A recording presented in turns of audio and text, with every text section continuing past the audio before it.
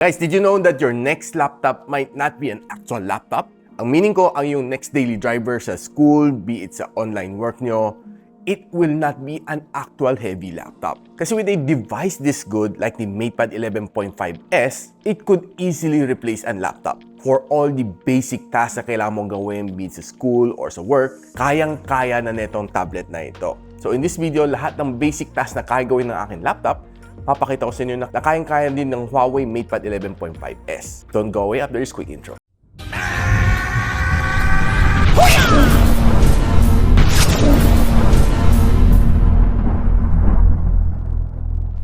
Now, in order for a tablet to become a laptop, these are the accessories na kailangan mo. A keyboard cover, a tablet pen, and a Bluetooth mouse. And you need some accessories like this one to make it more productive, which papakita ko sa inyo later. This is a USB hub and a flash drive. One of the good things about a tablet becoming a laptop is that sobra ng gaan. Kahit anong klaseng sling bag or backpack, pwede may pasok ito. Unlike mga laptop, kailangan mo pa ng laptop bag, malaking backpack just to be able to carry it around.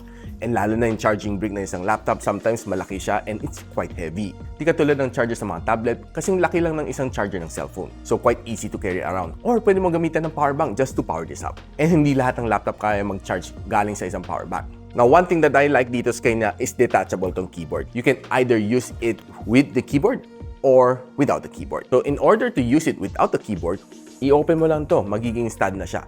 Parang meron siyang monitor stand dito sa likod. So yung kita nyo guys, magtatayo siya on its own and yung keyboard naka-separate siya.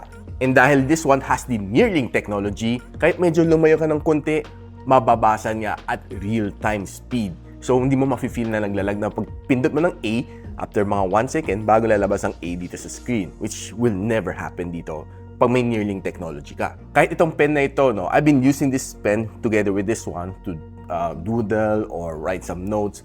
Very responsive siya dahil meron din siya Nearlink technology na gustong-gusto ko dito. Now for you guys, anong pinakagusto mo sa isang laptop? Ako, for me, it's the touchpad. Since this one doesn't have the touchpad, pwede ka naman connect ng mouse kanya via Bluetooth. So once connected, makita mo yung mouse cursor ay tumatakbo na sa loob. Just like any laptop. Kasi ako gusto ko tong scrolling dito, mas mabilis. There are times na ayaw ko i-touch yung screen ko. Gusto ko nag-scroll lang dito sa mouse ko. And yeah, it gets the job done. Now, another thing na sobrang kailangan ko on a laptop is yung Office. What I mean Office is Microsoft Office. This one is equipped with a full PC version ng WPS Office 2.0. Meaning, meron ka licensed version ng Word document, PowerPoint, and spreadsheet. Makita mo, it's hidden on this W na logo. Pag-click mo na New dito, ayan, Word, PowerPoint, and Excel. So, hindi lang siya normal na Word document reader. This is a full PC version. Meaning, lahat ng header dito na menu, parang laptop ang gamit mo. Kompleto siya dito, hindi siya bawas. So, kung gusto mo kalikutin mga insert, page layout, reference view, or review, or special features, lahat nandito lang sa taas. So, easy to access. Just like a laptop. Kahit sa kanyang spreadsheet and sa kanyang PowerPoint, it's equally the same. Sobrang easy gumamit dito. At kung hindi ka mahilig gumamit ng mga Word document to type your notes, you can always use the Huawei Notes dito. There are some new features dito sa kanya like the home screen, yung kanyang editing screen. You can capture audio alongside your notes. Pwede ka rin mag-color change with lasso, quick gestures. And there are some features carried over from the older version, which is the note replay and instant shape. Sobrang easy na gamitin. You can even use your pen to scribble dito kung ayaw mo gumamit ng keyboard. Now, sometimes alam ko ang storage would not be enough. Kasi 256 gig for some very demanding work like mine, I need extra storage. So, I always bring along a flash drive dito. Pwede ka rin bumili ng OTG plug para solo lang siya, or you need to put 2 or more na flash drive together, buy yourself a USB hub. Kailangan mo gawin is just plug in your flash drive. Yung Type-C port, ikabit mo lang siya dito sa ilalim.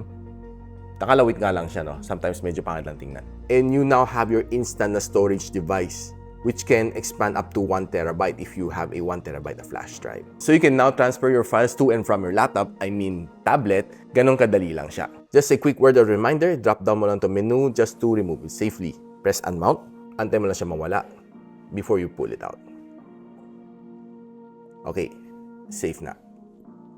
Para hindi masira yung flash drive while it's reading at bigla mong hinila, mako-corrupt to, believe me. Now, how can I forget yung super hub na itong tablet na ito? Itong super hub na ito is so useful pag gumagawa ako ng document. Let's say, meron akong gusto i-copy-paste from anywhere else, like from the website or from other sources. All I need to do is just copy, lagay ko muna sa hub, temporarily, lahat ng gusto ko ilagay doon, pwede ko i-host muna sa hub. So, habang gumagawa ako ng document, like sa WPS na Word, or sa WPS na PowerPoint, kukunin ko lang sa super hub, drag in, and it's done.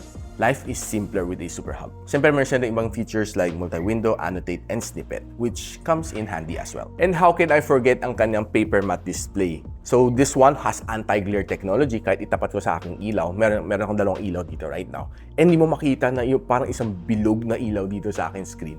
Which yun ang problema ko sometimes with my laptop na walang anti-glare technology. And this one has 4 certification from TV Rainland and SGS to ensure that your eyes are protected kaya matagal mong gamit tong tablet na ito. And siyempre, alam na natin, medyo mahirap bumiyahe. So, a tablet-sized laptop like this would definitely solve your problem. Hindi siya mahirap bitbitin. Battery life, importante dito. Pwede mo kakabitan ng power bank to extend its battery life, which not all laptop can do. So, be it on online meetings, researching, or attending your online classes, the Huawei Matepad 11.5s is definitely a laptop replacement. So, are you ready to go back to school with the Matepad 11.5s? Let me know in the comments. So, if you'd like to know kung saan nyo pwede mabili itong Huawei Matepad 11.5s, the official link are on the description box below. And if you like this video, don't forget to share it to your friends. Sub to this channel is definitely awesome. I'll see you back in school. And so, ako para si Richmond, and you're watching Gadget Sidekick. Like and subscribe to my channel. Don't forget to hit that notification bell. For one of my latest uploads, click the dito. And for one of my popular uploads, click here.